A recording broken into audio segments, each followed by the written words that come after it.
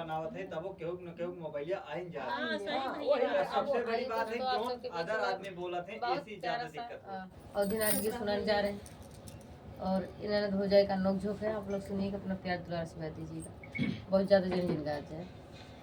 करैला से कड़वी हमार ननदी हो, करैला से कड़वी हमार ननदी, पिया अब ना बोलऊ बई तोहार बहिनी, पिया अब ना बोलऊ बई तोहार बहिनी,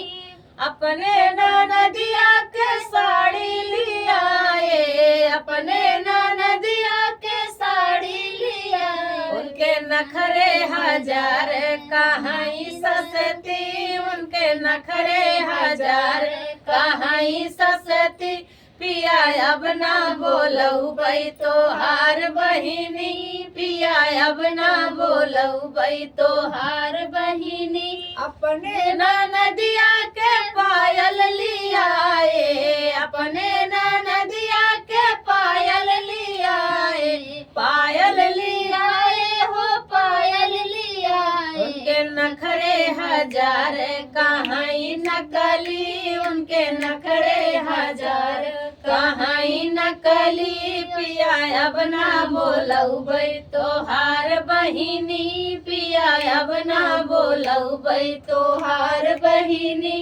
अपने ननदिया के खीर बनवाए, अपने ननदिया के खीर बनवाए, खीर बनवाए हो खीर बनवाए, अपने ननदिया के खीर बनवाए, उनके नखरे हजार कहाई फीकी, उनके नखरे हजार कहाई फीकी, पिया अब ना बोलऊ बई तोहार बहिनी, पिया अब ना बोलऊ बई तोहार बहिनी।